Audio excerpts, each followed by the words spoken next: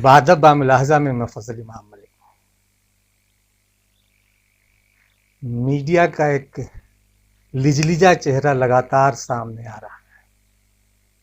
Channel जिस तरह से सरकार के सामने नतमस्तक है, उससे लोकतंत्र के चौथे स्तंभ पर लगातार सवाल उठ रहे हैं। बादब बामुलाहजा में मैं इस पे बात करूं, इससे पहले एक गुजारिश निवेदन है कि अगर आप अभी तक बादब बामुलाहजा को सब्सक्राइब नहीं किया तो इसे सब्सक्राइब करें, बेल आइकन दबाएं, लाइक करें और ज़्यादा से ज़्यादा शेयर करें। तो दोस्तों, मीडिया प्रबंधन और हेडलाइन प्रबंधन का खेल जारी है।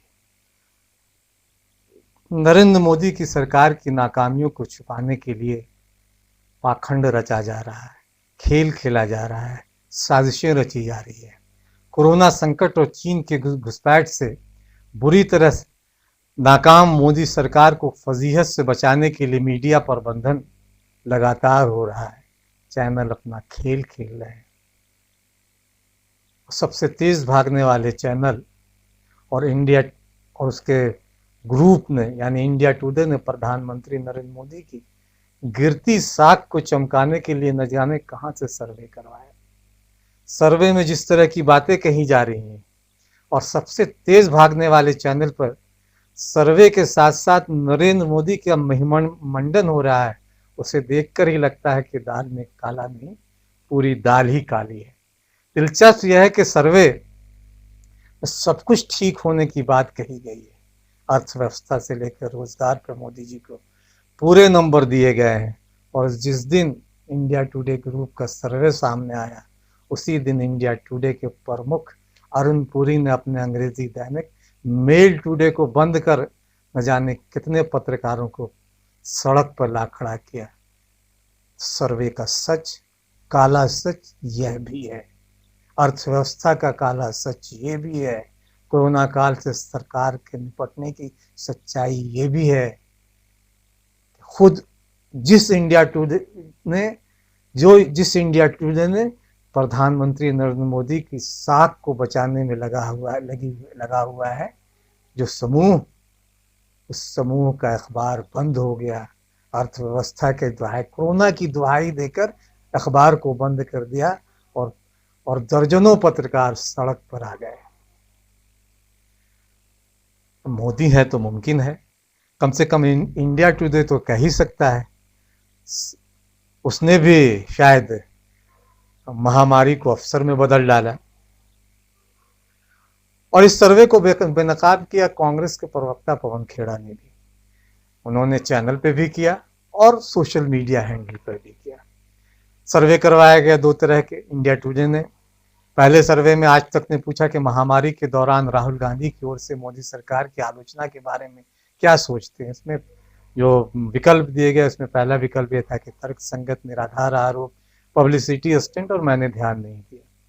और दिलचस्प यह है कि 46% लोगों ने कहा कि उन्होंने जो विरोध दर्ज किया है वो तर्क संगत है, यानी लगभग आधे लोग। और इस पूरे सर्वे में बाकी नकारात्मक ही, ये नहीं कहा गया कि अच्छा किया या पूछकर बहुत अच्छा किया, नरेंद्र मोदी सरकार फेल हुई, इस तरह की बातें नहीं की गई। सिर्फ एक है कि तर्क संगत। बाकी 3 चीज ऐसे जो नकारात्मक है, ध्यान नहीं दिया, निराधार आरोप, पब्लिसिटी स्टंट वगैरह कहकर उन एक नकारात्मक छवि पेश करने की, एक नकारात्मक सर्वे पेश करने की कोशिश की गई ताकि मोदी सरकार की छवि बची रहे। दूसरे सर्वे में मोदी जी को लेकर इंडिया टुडे के प्लेटफॉर्म पर पूछा गया कि कोरोना महामारी से निपटने में प्रधानमंत्री नरेंद्र मोदी को आप किस तरह रेट करेंगे, अच्छा, औसत और कह नहीं सकते। मतलब यहाँ तीनों जो है वो कहीं निगेटिव, बुरा कहीं नहीं दिया गया है। तो अच्छा कहने वालों में 39% है, औसत 40% और कह नहीं सकते 21%। जैसा कहा कि सवाल में ये नहीं पूछा कि खराब का विकल्प नहीं, सवाल में खराब का विकल्प नहीं दिया है। खराब, बहुत खराब जैसे विकल्प भी दिए जा सकते थे। यानी तीनों जो विकल्प है वो सकारात्मक है, कहीं से भी नकारात्मक विकल्प नहीं दिए गए ताकि मोदी जी की जो छवि बनाने की कोशिश है वो बची रहे। पवन खेड़ा ने पत्रिका समूह को घेरा और ट्वीट किया कि राहुल गांधी के लिए जो सवाल पूछा गया है उसमें सिर्फ एक ही सकारात्मक सवाल था और मोदी जी को लेकर जो सवाल पूछा गया उसमें उनके खराब काम का जिक्र तक नहीं है। यानी सरकार की छवि को बनाए रखने की इंडिया टुडे समूह ने पूरी कोशिश की कि नकारात्मक छवि लोगों के बीच न जा सके। सोशल मीडिया पर इसे लेकर इंडिया टुडे समूह की खूब खिंचाई भी हुई, लोगों ने तरह तरह की बातें की और जिस तरह के मीम्स बनाए गए, कार्टून बनाए गए, उसे लेकर इंडिया टुडे को भी सोचना चाहिए कि पत्रकारिता को कहाँ लाकर खड़ा कर दिया उन्होंने। सरकार के आगे वो नतमस्तक हो गए हैं। क्यों हुए हैं ये तो अरुण पुरी बेहतर बता सकते हैं या इंडिया टुडे ग्रुप ही बेहतर बता सकता है।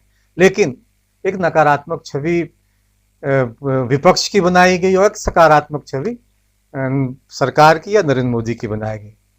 दिलचस्प यह है कि इसी तरह का सवाल आज तक पर भी किया गया जिस तरह से इंडिया टुडे ने किया था नरेंद्र मोदी के कामकाज के तरीकों को लेकर, और उसमें खराब का विकल्प था। यानी कोरोना से महामारी से लड़ने में नरेंद्र मोदी कितने सफल रहे कितने विफल रहे, तो उसमें खराब का विकल्प था। और 66% लोगों ने मोदी के प्रदर्शन को खराब माना था और 26% ने अच्छा। इससे समझा जा सकता है कि कोरोना महामारी से सरकार किस तरह से निपटी। इससे मोदी की भटभटी तो इंडिया टुडे की परेशानी बढ़ी। तब अंग्रेजी में सवाल किया गया और फौरन ही अंग्रेजी में बिना किसी निगेटिव सवाल के नकारात्मक खराब या बैड वाला ऑप्शन उससे हटा दिया गया और सिर्फ सकारात्मक रखा गया।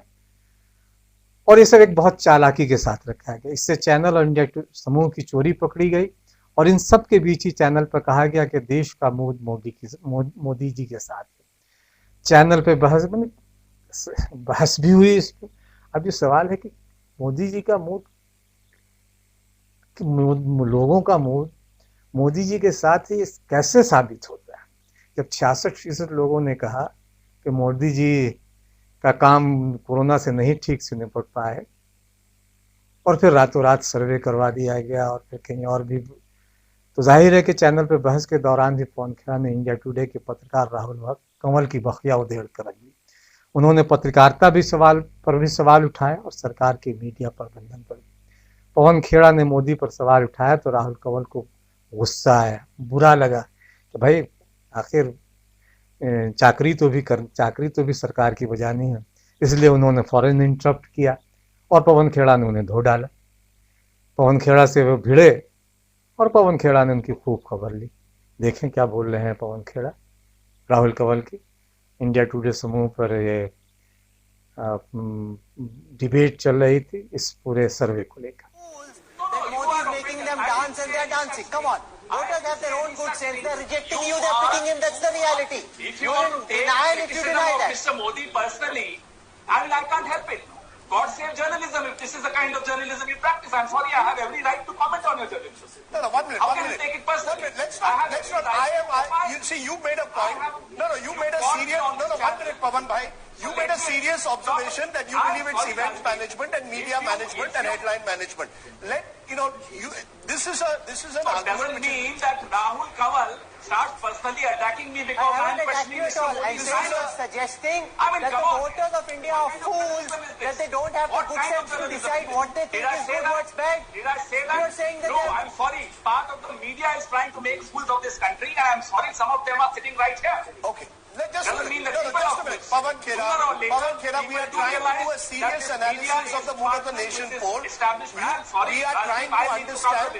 Sir, we are trying to understand why Prime Minister's popularity remains high. Okay, you made your point. And I know you did not allow, Rahul Kanwal does not allow me to make You that made point. your point. You said event management, media management. No. My point is that people of India sooner or later will realize, they do realize that part of the media establishment is responsible to facilitate Mr. Modi's headline management and event management. Okay. Look, that's why the media reacts personally. Look, I do think personally, Mr. Khera, I do believe that a section of the media has certainly been a cheerleader, but I'm not sure. But it also shows Rajiv said the opposition is in denial. No, 1 second. That also shows how desperately the opposition is in denial. Instead of figuring out how formidable a force they're up against and coming up with a cogent strategy to attack the messenger. This is not a poll that we did sitting in our studios. So 1 second. This is not a poll that. This is 1 second, Raj. Pawan Khera, by getting personal, you serve no purpose, okay? The reality is. चीन हमारी सीमा में घुसा है, हमारे 20 जवानों को शहीद किया, और इसकी बात तो रक्षा मंत्रालय ने भी मान ली है। हालांकि बाद में अपने उस रिपोर्ट को उसने अपने वेबसाइट से डिलीट कर लिया, लेकिन सच्चाई को उसने कबूला था। किस वजह से डिलीट किया है तो रक्षा मंत्रालय पे बैठे अधिकारी बताएंगे या सरकार बताएगी, लेकिन डिलीट किया गया। करोड़ों लोगों की नौकरी चली गई, लेकिन सबसे तेज भागने वाला चैनल का रह रहा है कि देश का मूड मोदी जी के साथ है। सरकार हर मोर्चे पे नाकाम है, लेकिन चैनल उनकी छवि गढ़ने में लगा है। जाहिर है कि पत्रकारिता पर सवाल उठने ही थे, उठे। सरकार की नाकामी के बावजूद प्रेस उनसे सवाल नहीं कर रहा है, और ये अपने आप में बड़ा सवाल है। दरअसल ये सर्वे भरमाता है, एक बड़े झूठ को हमारे सामने परोसता है, एक पाखंड को हमारे सामने लाकर रखता है, और मोदी, हर हर मोदी और घर घर मोदी के आए की अवधारणा जो चैनलों ने बनाई है, उसे लोगों के अंदर उतारने की कोशिश करता है कि मोदी है तो मुमकिन है। इस सर्वे के पीछे काली सच्चाई है, एक तरफा है जो भाजपा को फायदा पहुंचाने के लिए किया गया।